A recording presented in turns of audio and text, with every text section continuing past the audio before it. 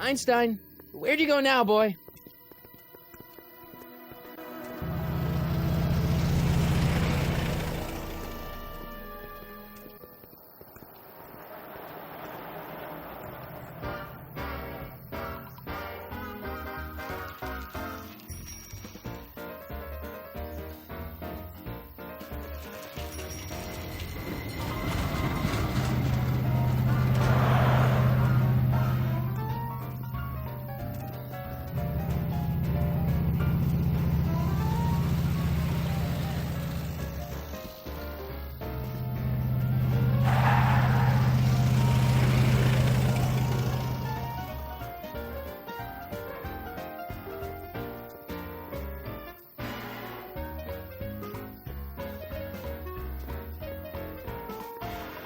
Young man! Excuse me, young man! Who, me? You're the only man in the street, and I'm looking for a man-in-the-street reaction. Naturally, you know about the explosion that destroyed this illegal gin establishment. I read about it, yeah. What's your opinion of Carl Sagan, the stranger who single-handedly did what the law has been unable to do for 10 long years, namely, rid Hill Valley of the scourge of liquor?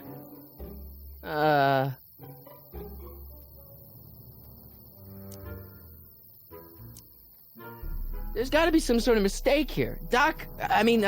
Carl wouldn't do something like that.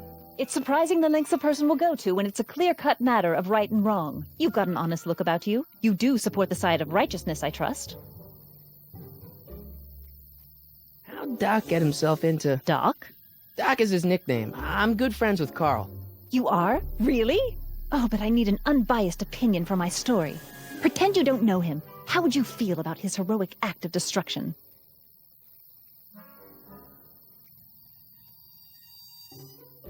Well, I'm not so big on bomb blasts. Yes, but this bomb blasted a speakeasy, the very symbol of lawlessness and corruption. You're all for cleaning up the town, aren't you? Do you have a message for the vicious gangsters who still roam these streets, no doubt plotting to corrupt our citizens with another den of booze, sin, and debauchery? Yeah, tell him, go ahead, make my day. Make your day what? Never mind. I'll play around with it and see if I can come up with something better. Mr... May I get your name? Yeah, it's...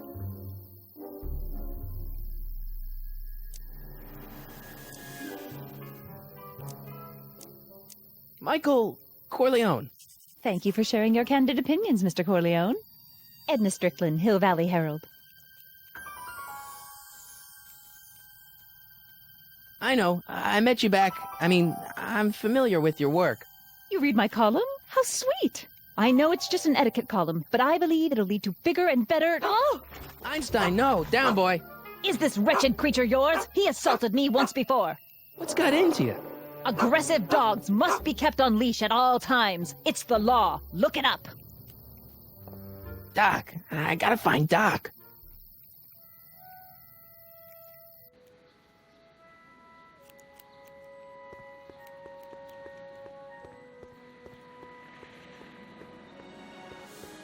I guess this is where the speakeasy burned down. How'd Doc ever get mixed up in that?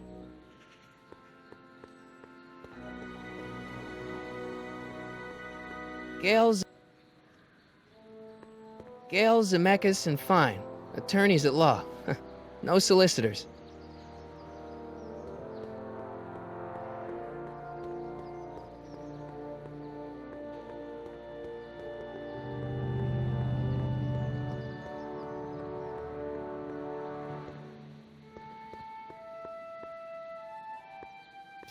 Doc! Marty! Doc! What are you doing here? You sent for me, Doc. I did? When? May 14th, 1986. 1980? The automatic retrieval system. Of course. I'd almost forgotten about that. So what's our plan for getting you out of here? Plan? We don't need a plan. We don't. Not in the slightest. The police picked me up for that speakeasy fire a couple of weeks ago, but the DA hasn't got a case. They're releasing me tomorrow morning. So basically, I traveled 50 years into the past to deliver your car? Sorry about that, but it's so wonderful to see you. We have a lot of catching up to do. Yeah, you might want to hold off on that, Doc. Great Scott! I'm going to be gunned down by gangsters on the steps of the courthouse. Why would they do that? Guess they didn't approve of my burning down their speakeasy. Very funny, Doc. Maybe now we should come up with a plan? A plan, right. But what?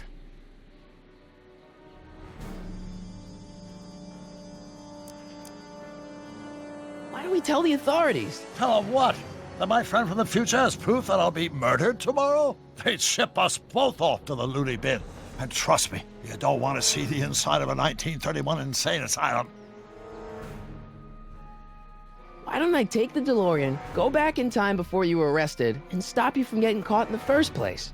Don't even think about it. Without my unjust incarceration, the events that sent you into the past might never happen, resulting in a paradox of continuum-shattering proportions. Jeez, we've been back together for 5 minutes, Doc. You're already talking about the end of the universe. I've missed that. Don't be ridiculous, Marty. I was only referring to the end of the universe as we know it.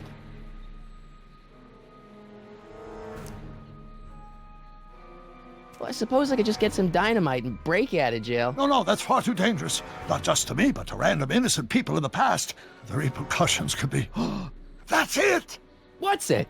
My rocket-powered drill. You have a rocket-powered drill? Not yet. I haven't built it yet. You've lost me, Doc. Listen, a few months ago, my 17-year-old self sent in a patent application for a rocket-powered drill. I abandoned the project after I never heard back from the patent office, but the prototype should be nearly complete. Great, I'll just run back to your lab and... No, I said nearly complete. You'll need me to help you finish it. How the hell am I supposed to sneak a half-finished rocket-powered drill into your cell? Not me! 1931 me! Wait a minute, Doc. You want me to convince your 1931 self to build a rocket-powered drill to break you out of jail? Precisely!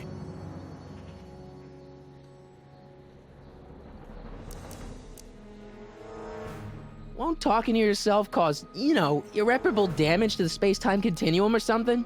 It should be fine. I've already invented the idea of the rocket drill. You've just got to goad my younger self into finishing the prototype.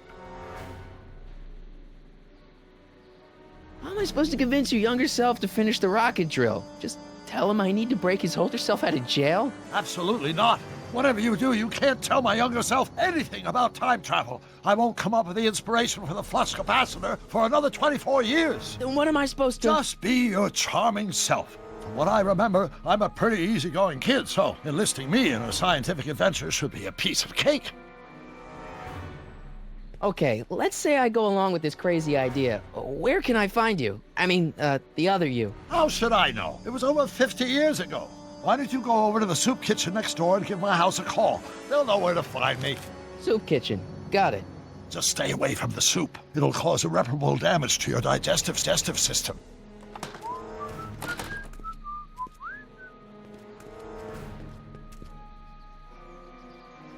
I guess I better get started. Don't worry, Doc. I'll get you out of here in no time. I'm not worried. Once you and my younger self put your heads together, you'll be unstoppable.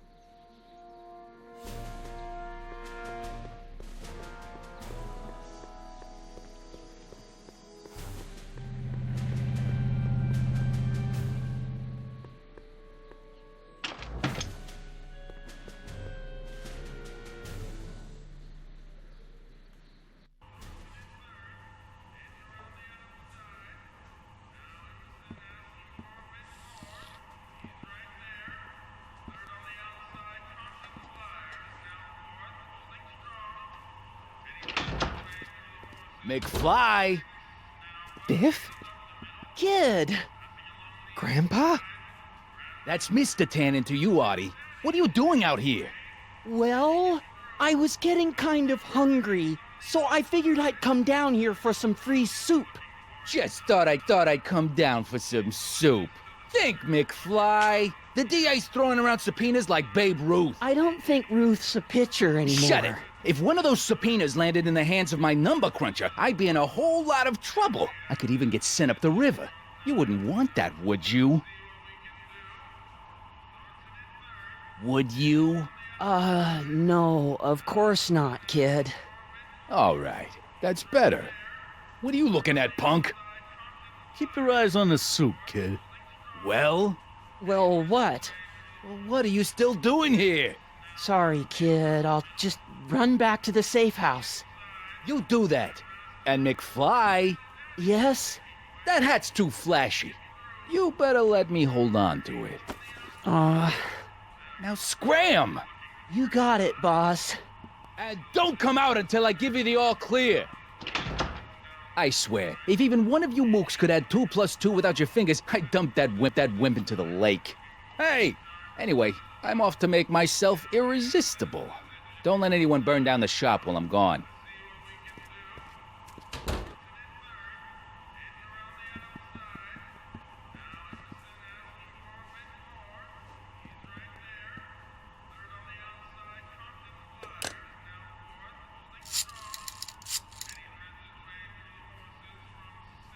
Brown residence. Hi. Do you know where I could find Emmett Brown? Young Master Brown is currently tending to his clerking duties at the courthouse. Who may I say is calling? The courthouse? Doc never told me he worked at the courthouse.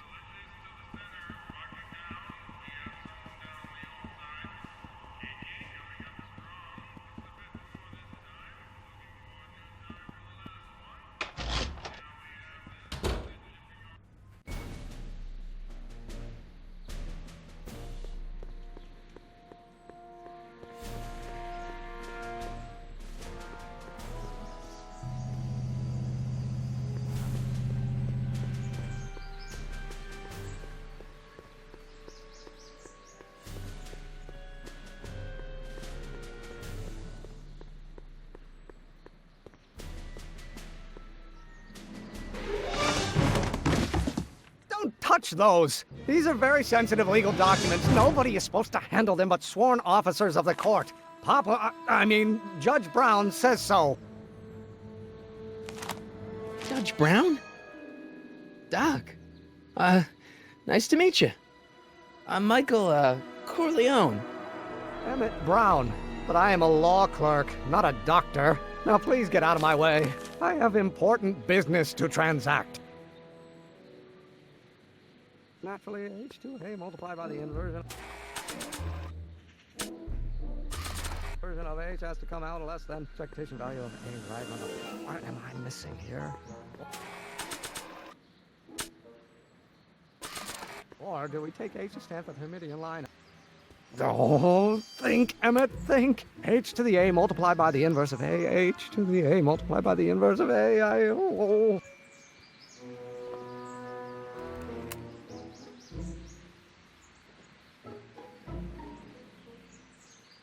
Constant is variable. Wait, is that even possible? Oh, let's start over. Listen, Emmett, you don't know me, but I'm your friend. I'm not big on friends. They get in the way of work.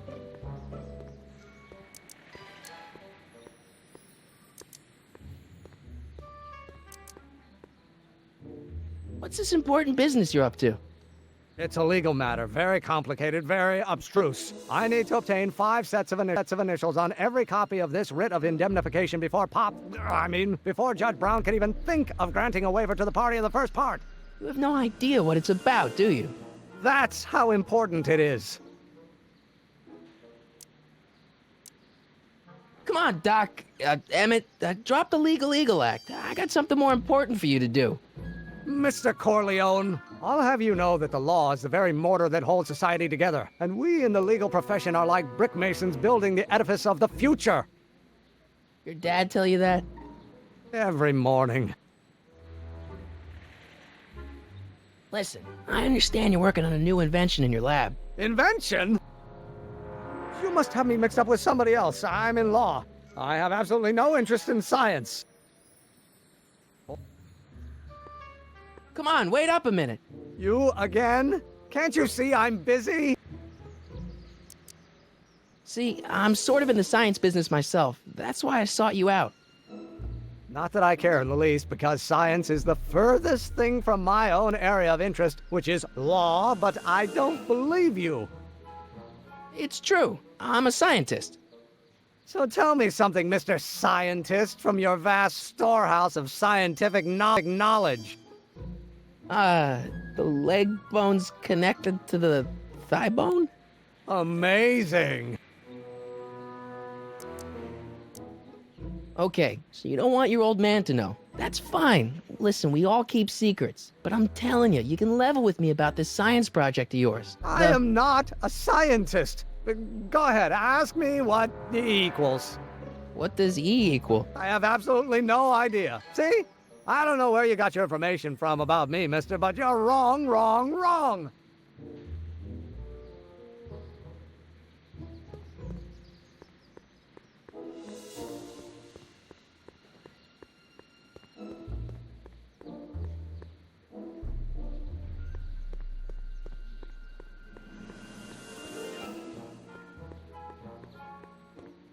Psst, Doc.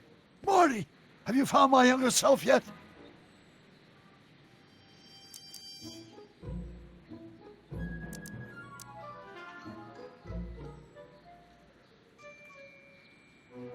Where have you been all this time? I missed you. I've missed you too, Marty. But I thought it was important to let you live your own life for a while, free from the insanity of time travel. I gotta admit, it was nice to not have my family history blowing up in my face for a few months. Besides, I've been busy raising my own unpredictable teenagers. So how are Clara and the kids? They're fine, fine. Right now we're trying to decide where to send Jules and Vern to college. Clara prefers the 2020s, but I'm partial to the 1960s. We're planning on visiting you and Jennifer in 2011 Me soon. and Jennifer? In 2011? Oh, forget I said anything. Where'd the DeLorean come from? The last time I saw it had been smashed to pieces by a train. It's a fantastic story. Do you remember when the DeLorean got struck by lightning in 1955? Yeah? Unbeknownst to either of us, the lightning produced a temporal duplicate of the time machine, one that was tossed 70 years into the future. What? I found out about it during a trip to 2025 and recovered it just in time to stop Griff Tannen from vandalizing the time stream. Heavy. So that DeLorean...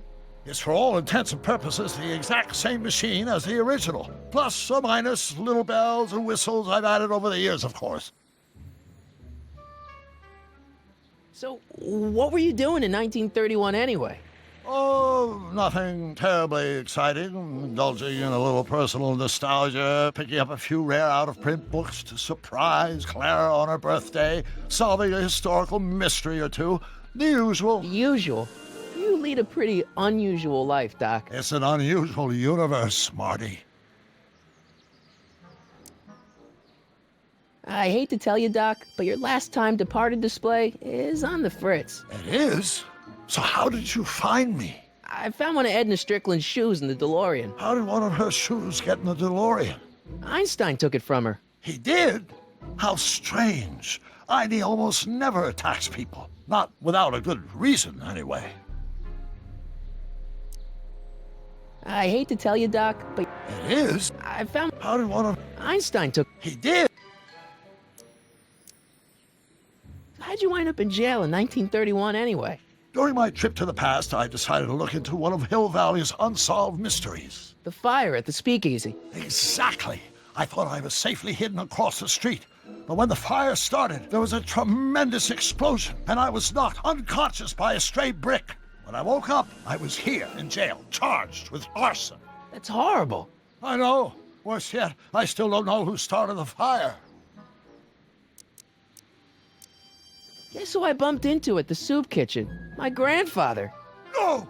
Don't worry, I didn't talk to him or change his future or anything. Good. I wish I could, though.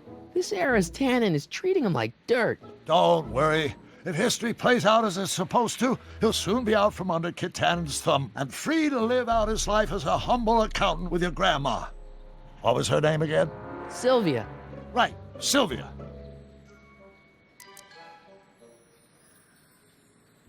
I know this really isn't the right time or place, but I found your notebook. Ah, so that's where I left it. Why'd you bring it here? Because the bank's selling off all your stuff. They can't do that. That's what I keep trying to tell him. Well, you hold on to it for safekeeping. We'll deal with my financial situation in 1986 after we save me from a grisly death in 1931. So, Doc, does this ring a bell? Oh, think, Emmett, think. H to the A multiplied by the inverse of A. H to the A multiplied by the inverse of A. Good grief. Is that me? I sound so... Young? I was going to say intense. I forgot how wound up I used to get. Yeah, but what are you muttering about? Oh, that's easy. It's Ivanov's conundrum. Just tell my younger self that H equals the Hamiltonian operator. Won't giving him the answer mess up the time stream? Only if it turns out that reality is actually nothing more than a holographic illusion created by the interplay of subatomic particles on a vast two-dimensional membrane. So... It'll be fine.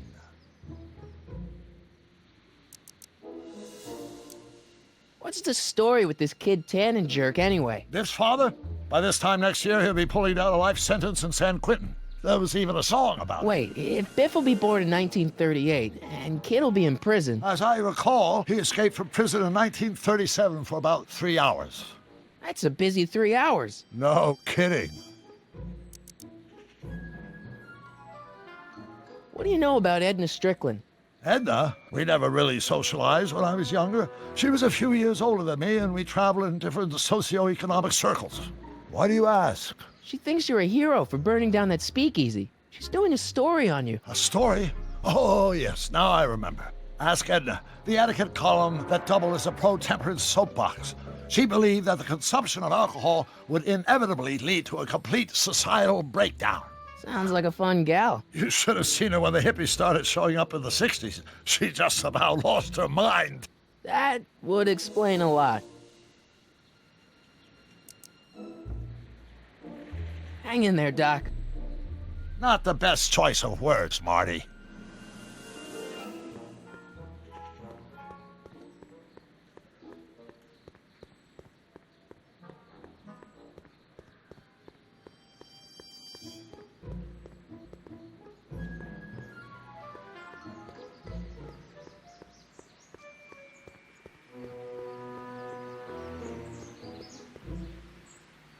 Or do we take H to stand for Terminian line operator? But in that case... Will you just give me a chance? Harassment's a federal crime, Mr. Corleone! Maybe H equals the Hamiltonian operator. What did you just say? I said maybe H equals the... Hamiltonian operator? Yeah. Great Scott! If H is the Hamiltonian, then H to the A multiplied by the inverse of H can only be the same as the expectation value for A. That's it! That's the solution to Ivanov's conundrum, the problem I've been wrestling with in my head all week! I'm sure you would have figured it out by yourself in a day or two. The way you figured out how to build that rocket-powered drill. Where did you learn so much about science? Well, it's like this. You know about my rocket power drill? Then there can only be one explanation. What? You're from the patent office. I confess I didn't quite know what to expect when I sent the paperwork, but I never expected this. Welcome! I'm at your service. What can I do for you?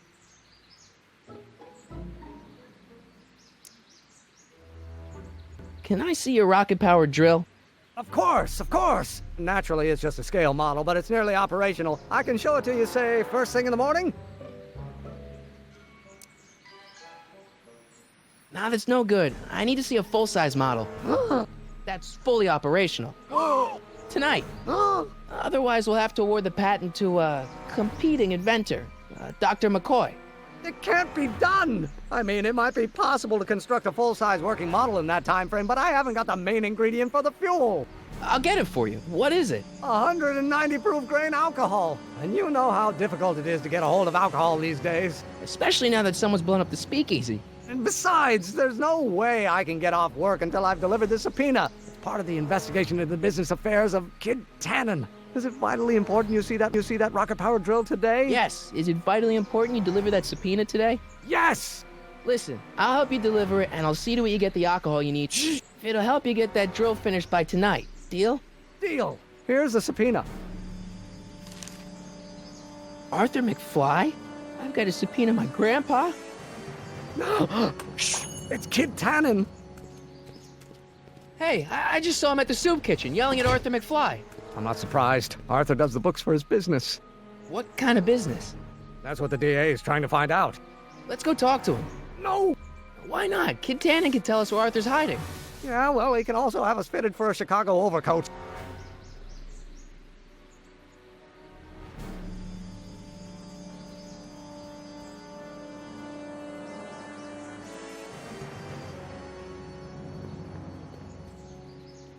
Nice bike. Huffy? Huffy? I'm not huffy. I'm passionate. Passionate about justice, safety, law, and order. Never mind. Hey, Miss Strickland. Oh, hello, Mr. Corleone. Try not to draw any undue attention my way. I'm on the trail of a hot new scoop, as we in the newspaper business say. What's the scoop?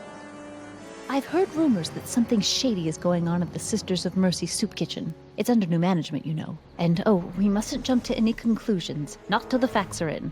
I hope to heaven it is just a rumor. That soup kitchen is the front line in the good fight. If it goes bad, what will happen to the Stay Sober Society? Not to mention all the charitable institutions that depend on me for soup deliveries. You make hot soup deliveries? It's one of my many small contributions to the good cause. Healthy bodies, healthy souls, or so one hopes. I pick up barrels of hot soup at the kitchen, and I deliver them hither and thither. Hill Valley Orphanage, the St. Francis Xavier Ranch for Unwanted Children, Foggy Mountain Home for the Incurably Insane, Shady Acres Rest Home. Oh, I can barely keep track of them all. It's a very big job. What's the Stay Sober Society? You haven't heard of the SSS? They do the most marvelous work, taking hopeless drunken bums and turning them into former hopeless drunken bums. I'm one of the founding members. And not to say that I was ever, well, you know. Anyway, we've always met in the cellar of the Sisters of Mercy soup kitchen, but for some reason the new managers don't want us down there, so we're stuck. We've got nowhere to meet.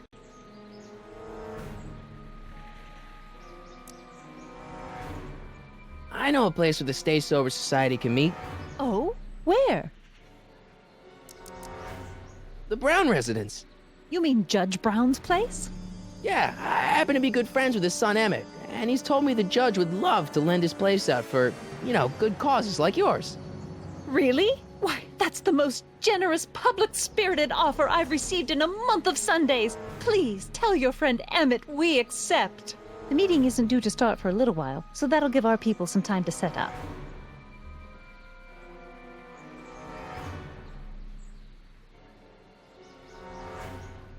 I got a book. Oh? Where?